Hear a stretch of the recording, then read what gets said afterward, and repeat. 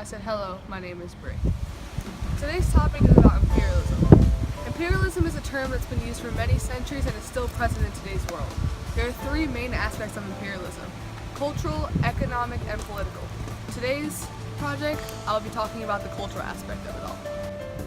Cultural imperialism consists of universalization of one's group experience and culture, and its establishment as a norm. There are dominant cultures and subordinate or minority cultures.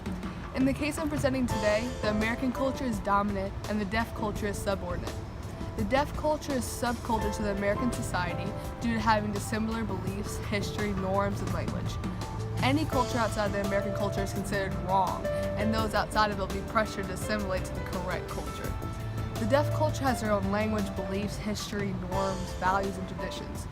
Behavioral norms like making eye contact and getting attention by hand waving, tapping, or other visual forms, and greetings. Values of the deaf is ASL, American Sign Language, vision, vibrations, interpreters, captioning, and most important, deaf schools. They also have their own local, national, and international organizations. This is an example for cultural, linguistic, and economical imperialism all in one. This is the Hutt family. The father, Danny, and two daughters, Catherine and Sarah, are partially deaf. The mom and middle child, Teresa, are hearing. I was happy to get the chance to interview them, being able to get the perspective of both the hearing and deaf sides of the family. This is Jennifer Cade. I met her through church. So as a parent, She was born deaf and knows what it was like to live in a world that views her differently and attempts to assimilate her to mainstream culture. Right. She didn't have to get hearing aids. I think She could have gone without them, and I couldn't have gotten a cochlear, correct? you were not right. You were didn't- not- yeah. right. Yeah, you I didn't think I was couldn't- eligible for that. You don't have that profound of a Right. loss. She could go without hearing aids. She would miss a lot. Yeah. And so to choose that for her was not really an option for us because we were going to do whatever we had to get her hearing aids.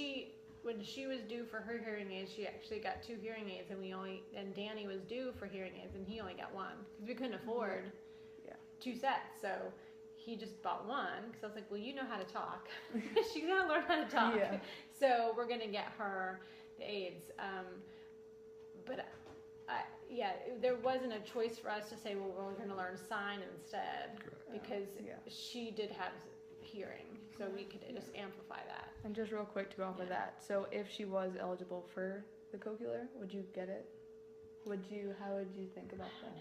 Yeah, I think if she was profoundly deaf when she was born, we would probably have done the cochlear. Only because just having her, it would have been more of a discussion maybe, but I think at that time we probably would have just gone Yeah, the because cochlear. it's all about education, right? So if she's young, she's born, whatever, and she has a hearing loss or profoundly deaf, by not doing something, you're hurting her, or you're hurting a child in the long term. Right. And so there's more technology nowadays, actually, and I don't know the specifics behind it, but there's another type of surgery that you can get, and it's not a cochlear, because cochlear, you see the external, right? Yeah. And there's a new procedure now where it's very intensive, but they can go into your ear canal and pretty much put in a system there so it's not visible to you or I. However, the problem with that is that if you jar your head, like if you get in a car accident or if you're playing a sport, and as you well know, concussion, something happens to your head, it could impact your hearing as well. So that stuff is newer, but I think definitely if we probably were at that time, we probably would have done a cochlear. Well, I think also because we're more of a hearing family, we're not like a deaf and immersed in the culture type of family. Right. So if we hadn't gotten a cochlear, maybe we would have gotten immersed in that. But since we all speak, the cochlear. And I think too is the families, like your family, my family, we're all like, well, isn't there something she can do where she doesn't even have to wear hearing aids? Like, isn't there some sort of surgery to give her hearing back? They didn't understand. My family didn't understand. Well, not my family. No, because but my grandparents were like, well, can't they do something then she can hear? And it's like, It's not like when you break your arm, you can just put a cast on it. Right. So I think we would have pushed her into the oral language, right, and not sign. And that's basically what this project was about, just saying how hearing aids, cochlear implants, any of that kind of backs up the American culture. how Right. that forms you more into the American culture of hearing Right. instead of using visual signs or whatnot. Yeah. So, but thank you all so much. Catherine, what conflicts have you had, like regarding school? I know you have the speaker that you carry around with the teachers. Is there any conflicts with that? I know, like with videos, some teachers forget to put it near or whatnot. So I have a FM system which is connected to my hearing aid, and then the teacher wears it, and it like sends everything, all the sound to my aids like directly, and so that like amplifies the sound, which is like really helpful. But you know, sometimes teachers make mistakes, and so sometimes they'll forget to put it next to the speaker when there's a video playing, or they forget to turn it off when they're in the hallway talking with someone, and so, or they'll forget to turn it on. And so like I have to remind them and stuff, but it's not really anything I can't handle, I guess. Yeah. So, yeah. And I think, piggyback off of that, Brianna, if you don't mind, is that technology is awesome for hearing impaired people nowadays, you know, and there's so many benefits that they have. For example, she doesn't have to sit in the front of the room. I mean, you know, when I was in school, you know, it was required, mandated that I had to sit in the first 2 rows because I didn't want to miss hearing what the teachers would say. Because some teachers, as you all know, speak really loud, and other teachers are very soft, and it's like, you know, and so to try to write and listen at the same time is pretty difficult, and so that's why the FM system has been such a big advantage for her as well as her sister. Yeah, that's very smart. Okay, and then, so in some deaf schools, well, most, all of them, it's based on individuals' needs and like curriculum based on what you could do, and some kids are placed in certain areas depending on that. And every teacher, every peer, every staff member knows ASL, knows how to speak, and knows like if you had the system, they all know how to use it. So do you feel like if you were to go to a deaf school that you would excel more than you would at a regular school? Well, I mean, I think if I had grown up and was like profoundly deaf as a child, and I was in that system, it might have been helpful communication wise, but I don't think being in a mainstream school has hindered me, because teachers are like required to know about that type of system. They don't know enough about it, but they are required to like go to a meeting and like learn about it. So I don't think it's like detrimental that I wasn't fully involved in that kind of society. And I think too that the American Disabilities Act really had a positive influence for the deaf and hard of hearing, because it mandated the school systems to ensure that they help people. Because it's so important that when an individual is, you know, diagnosed with a hearing loss or being deaf, that we help them at the earliest age possible. Because studies have shown that the earlier you know, identify and you're able to help them, the more educated they'll be and the better help in the long run, you know. And so like Gallaudet University, well-known deaf school up in Washington, D.C., we used to live up in that area. And I never went there, but I always heard great things about it. But there's so many schools nowadays that have great resources for people who are going not just to public schools, but also to college and universities. Lenore Ryan in our state of North Carolina, it's a great example of a school that it's a regular school, but they have a great services for the deaf and hard of hearing. Well, that kind of goes along with my whole topic of the imperialism part. Do you feel like they include the people who are hard of hearing or disabilities into the American culture school system because they want to include you and want you to be more like them? Because it's not like you have your own section of the school. It's not like you have your own things. They're kind of forming you into the American culture. Do you feel thinking about it? So there's a whole theory with the deaf and hard of hearing and mainstream, and an issue, and maybe you can ask about this when you interview other people with cochlear implant. Did they learn?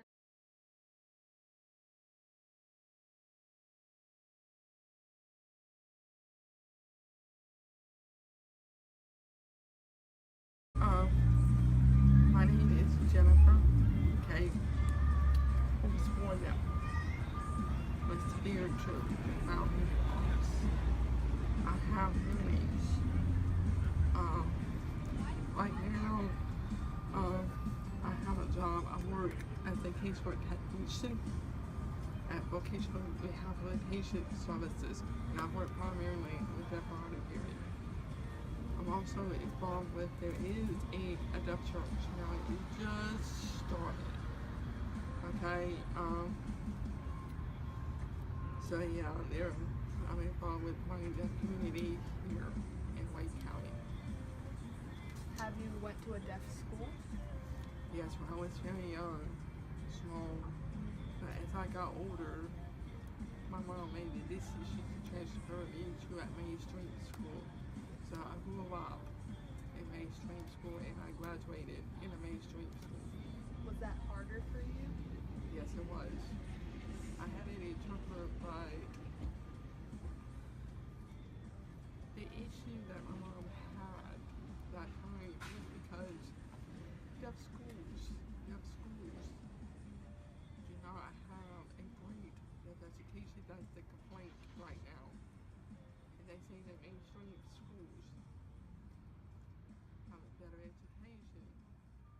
There's a trade-off because you can get a better education, but then your social life really sucks. Do you think you would have done better at that school if you stayed in it? I think so because I would have had an environment where my teacher's son,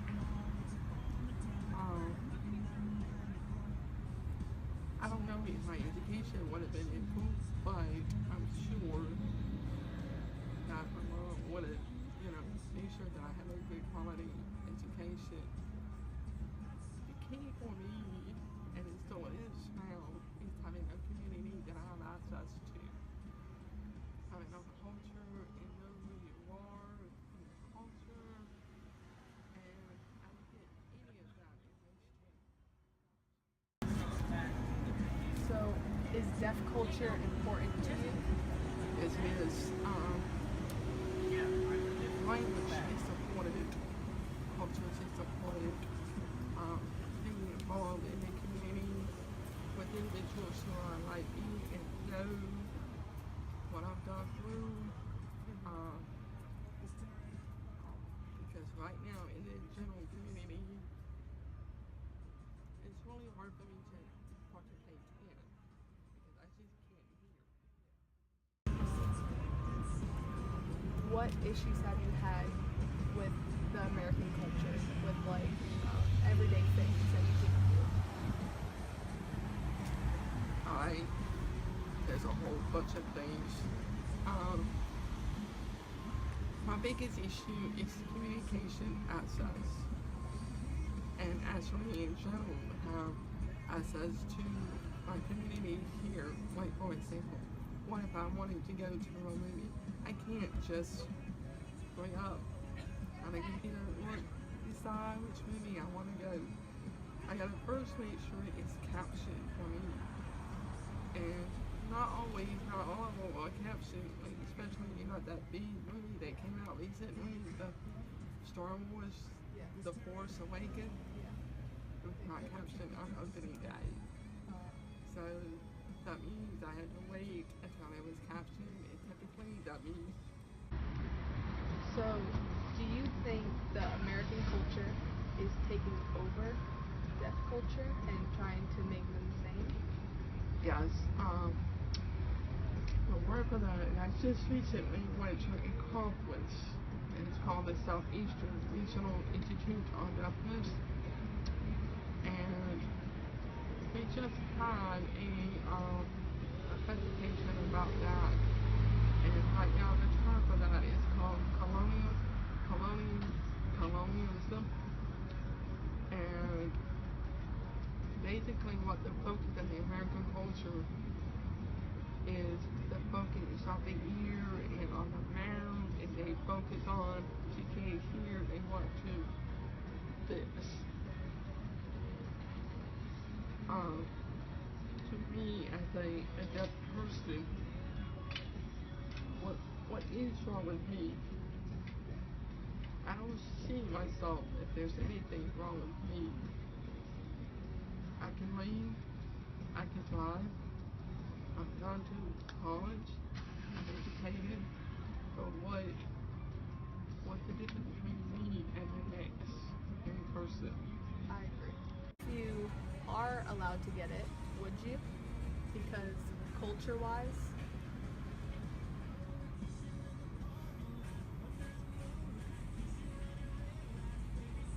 If I were qualified right now and my hearing aids are working for me, I would say no. Because hearing aids is not for me. They're talking about a $40,000 surgery, and right now I'm wearing like a $3,000 hearing aids. yeah. And so you think the cochlear is to form you to the American culture. Yes, I do. Reason. That's what my whole project is about. How reasons like that want you to be like the American culture, to hear what this would be like. Yeah, and I know that a lot of parents, that they have their first baby or whatever baby they have, and they find out their child is deaf, they still want their child to be the same, which I can understand that. But again, it just seems funny because in American culture, they also celebrate individualism. But when it comes to hearing loss, that's not accepted. The next person I interviewed was Carla, a teacher at Eastern North Carolina School for the Deaf. It was important for me to interview someone at a deaf school to get another view of the deaf culture and how the American culture affects them. Okay, so could you first start off with telling how you're involved with the deaf culture in the community? Okay, well, I'm actually a teacher here. I've been working here for 20 years. As a teacher, I've started as a kindergarten teacher. I've taught everything K-5. I'm now a middle school math teacher. And what grades does the school go to? The grades of the school is K-12. K-12, that's a thought. Okay. And what benefits do the children have going here instead of a mainstream school? They're getting more direct communication, whereas in public school, I'll say public, we're going to use public school to mean regular education. They have to go through an interpreter. So they're not having direct communication either with their peers or with their teachers. So they're getting every bit of information secondhand, really. So if something happens and the interpreter misinterprets something, the kid is not getting the information that they need. Whereas here, they're getting direct instruction from their staff, and I'm going to end up signing part of this. They're going to end up with direct instruction from the staff. So if there's a question, they're getting that information firsthand, and they can come back and ask the staff and find out they can communicate with their peers on an age-appropriate level without having to go through an adult to facilitate that communication. Let me ask one question. For the kids that you know in here, is there a big majority that have hearing aids or? Most of our kids do wear hearing aids. Yeah. And we have several that do have cochlear implants. And what's your view on that? I have an issue with the cochlear implant only in that it's a very invasive surgery, and kids are implanted before they have the opportunity to make the decision as this is something they want or not. Like we last year had a child who his mom all of a sudden decided she wanted to get an implant. She talked to somebody at Chapel Hill who said, "Oh, an implant's the way to go, you gotta have it." Yeah. And the child was just, I don't want it. I mean, he would come to class in tears over it, very, very upset. I don't want one, I don't want one. So the teachers kind of contacted mom, and we sat down, the audiologist sat down, and it's kind of like, you know, we understand what you want, but A, at this point with this child's age, it's not appropriate. And B, your child is telling you, this is not something that's for me. I've been here, truly seen one or two successful implants in all the kids that I've seen implants. Because a lot of times parents are under the understanding or the view that I'm going to implant my kid and they're going to hear. They're going to be hearing, and it's going to be just like I hear, just like you hear, just like any normal hearing person hears, but it's not. And it requires intensive therapy, and that cannot just be at school or by the speech therapist. That has to involve the parents. And I have really only ever seen one or two parents take the time to really work with their child, and that child was very successful in implant. I had the privilege of interviewing Cindy Cankle, a woman who works for a company with the intentions of spreading the gospel throughout the deaf communities. Her and her company travel from church to church to recruit others and get more people involved. She provided beneficial information to help me assist with my project. I was able to share some of the information throughout my project today. So within that environment, you know, when I was with the kids that came from the deaf school, they were a lot more social within their culture. Yeah. You know, with one another. You know, using the sign language, and without not having the hearing culture, you know, kind of managing them. So they were, and also they excelled because many of them, you know, and many of the mainstream too go to college, but I just know that they have, because of their close cultural connection, they just excelled in their social skills better. Yes, and I agree with that. I actually went to kind of going off of that, could you agree somewhat that American culture is imperialistic to the deaf culture based on what you've seen throughout the years? Well, I don't know if they really mean to be. I mean, most people don't mean to be, but it comes across that way. Yeah. That's my opinion. You know, now I was going to mention... Joyce Rigsby once said, "Deaf people are outsiders in a world controlled and conducted by those who can hear." Many churches and schools have the ability and materials to assess the needs of deaf people, though there is not enough personnel to plan and implement a plan for those with hearing loss. The American culture is not aware nor concerned about minority cultures. The deaf culture is constantly ignored and unrecognized by those of the hearing community. Aristotle said that those born deaf are senseless and incapable of reason, and the American culture is just backing up that opinion. The majority of people that are deaf belong to a different cultural group than their hearing parents. The biggest thing deaf people value are deaf schools. There, they could gain a better understanding of their culture, language, and their own identity. 10% have parents that are deaf, and the other 90% does not. The 90% of parents with deaf child do not know how to properly communicate with them, nor know anything about their culture, leaving them feeling isolated. This is why the need for deaf schools is so huge. They need the sense of family and others in their culture, then they could feel this through teachers, peers, or their dorm holders.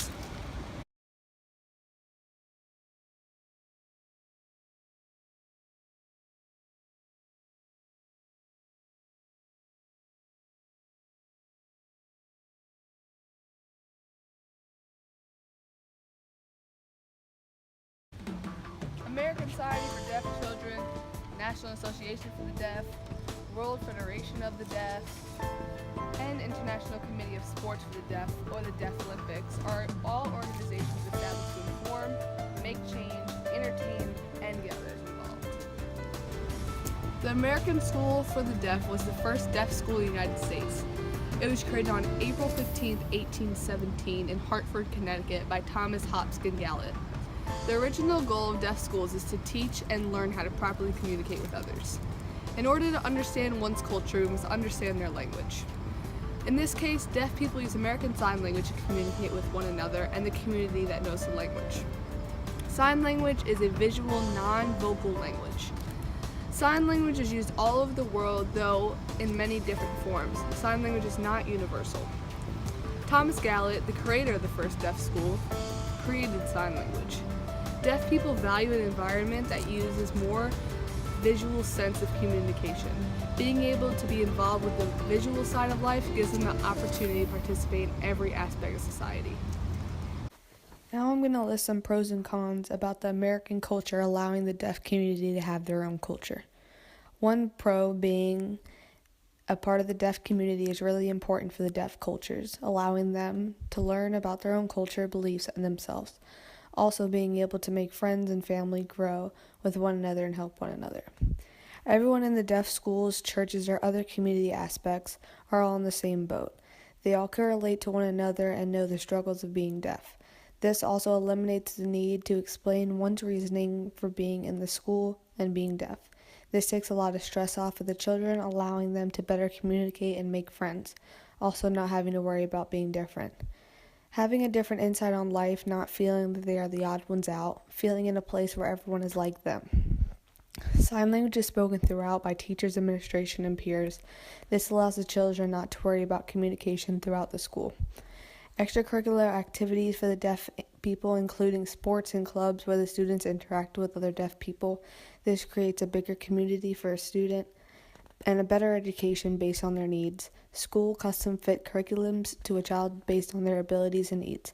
In other schools, ability isn't a factor in the curriculum. Everyone is treated the same. In deaf schools, this isn't the case. This also leads to strong deaf role models in the school.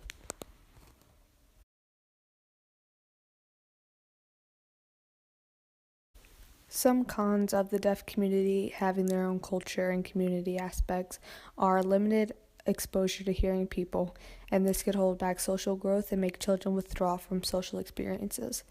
This leads to another con involving communication. In the real world around hearing people, we base our lives off of oral communication rather than visual. It is very costworthy to build schools and residential schools that keep kids overnight for the school year. Some states and countries do not want to invest in the schools strictly for the deaf, considering a smaller academic outcome. A lot more money has to go into running a deaf school, though there is a minimum of the amount of kids enrolled, somewhere between 100 to 300. The Governor Moorhead School for the Blind in Raleigh has 45 students currently attend, has a staff of 122, costs state $5.6 million a year to run, and the NC School for the Deaf in Moreton has 79 students attend, staff of 162, and operates cost of $8.7 million. Eastern NC School for the Deaf in Wilson has 75 students, 166 staff members, and it costs $8.1 million to run. This idea supported another con, being that not enough people are involved. Each school should only hold a certain amount of children, making it competitive to get into.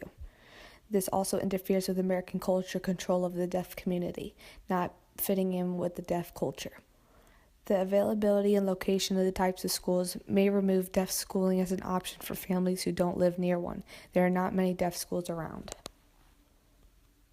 If something is not broken, don't fix it. Deaf people accept who they are, and hearing people should too.